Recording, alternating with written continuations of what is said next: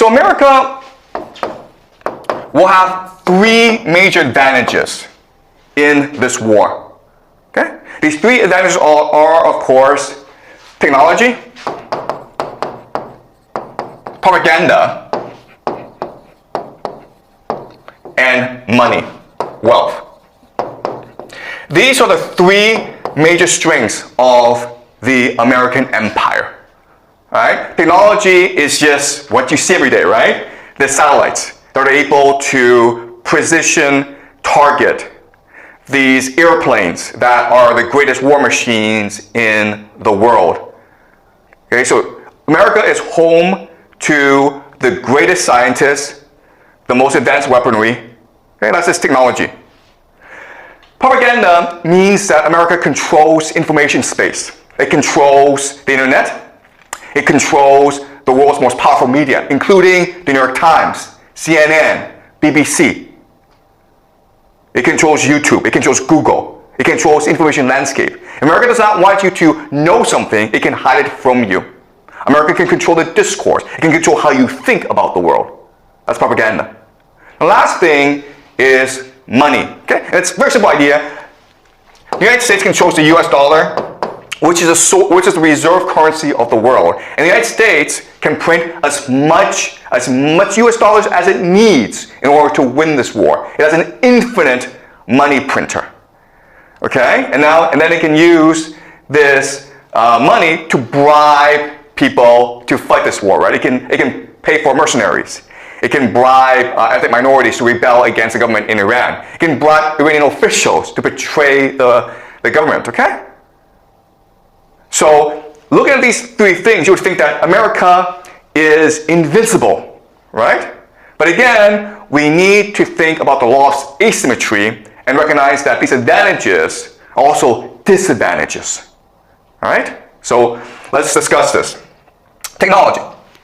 Well, you know, if you have the most advanced weaponry in the world, you become lazy, arrogant, and dependent on this technology, right? So the classic example, of course, is our school, where you have access to ChatGPT, right? And like, you become smarter because you have access to ChatGPT? No, you become dumber because you become lazy, right? Same thing with technology. You would think that with the most advanced weaponry in the world, America will become invincible, but instead, the American military becomes too dependent on the technology. It becomes too arrogant, too complacent. Okay, it's like, well, you know, if we get into trouble, then we'll just send in the Air Force and blow everything up, okay? So it leads to dependency. And this actually hampers innovation and resilience in a battlefield. And this is what you need to win, okay? You need to be innovative and you need to be resilient on the battlefield, but because of technology, you become too lazy to think for yourself. All right? So that's one problem. Propaganda. You would think that, oh, America can control the debate, therefore that's a huge advantage. It's actually not an advantage, guys. The reason why is that in order for innovation and resilience to happen, you need to have open debate, right? You need people to voice dissenting opinions. But if you control the information landscape, what you can do is censor. And that's what America is doing right now. It's telling people to shut up and obey.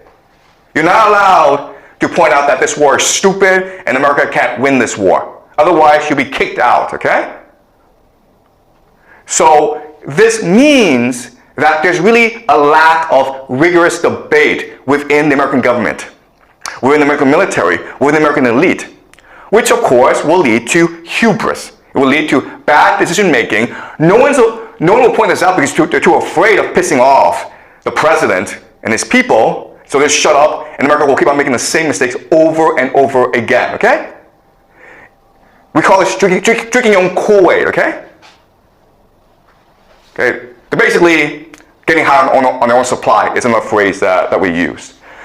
All right, money and wealth. You would think, okay, well this is it, man. We just bribe everyone, we just bribe the entire world, and we're good, right? The problem is this. The problem is that if you bribe people, they're not going to fight for you, right? Because all they want is your money. So you bribe them, but they'll probably take your money and run away.